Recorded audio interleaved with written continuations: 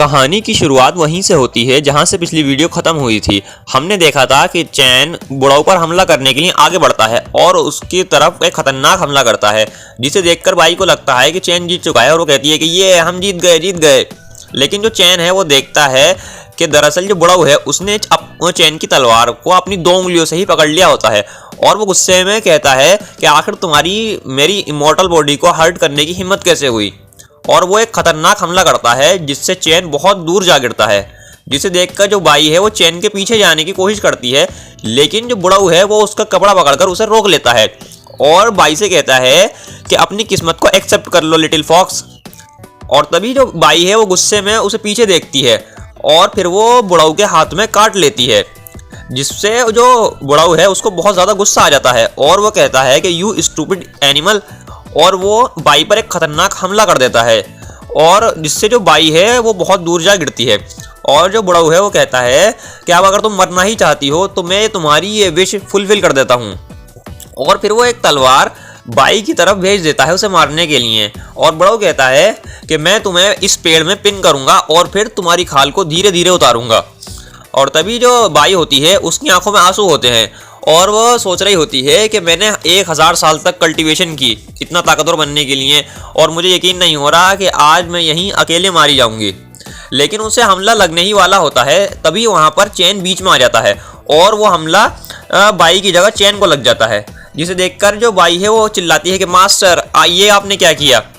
और जो बुढ़ा होता है वो ये देख रहा होता है और कहता है कि तुमने इस डेमन को बचाने के लिए मेरी स्वॉर्ड का हमला अपने ऊपर ले लिया, मान गया मैं तुम्हें, तुम्हारे अंदर हिम्मत तो है।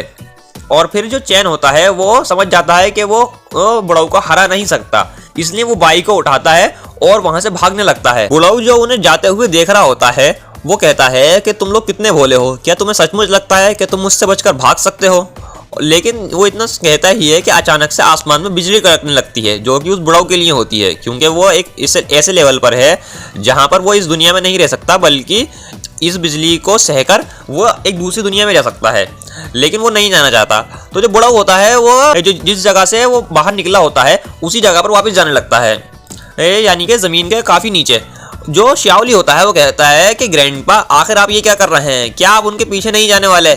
जो बुढ़ाऊ होता है वो कहता है कि अरे अजी घंटा जाए मेरा उनके पीछे, तुम देख नहीं रहे जो बिजली है वो मेरे लिए आ चुकी है, तुम लोग एक काम करो, तुम लोग उनके पीछे जाओ, वो लोग बहुत ज़्यादा घायल हैं और अपने आदमियों को लो उनके पीछे जाओ, और जो डेमन फॉक्स है खास तौर से उसको मेरे लिए पकड़कर वापस लाना। जो श्याओली होता है वो कहता है कि ठीक है ग्रैंडपा, मैं उसे वापस ले आऊँगा।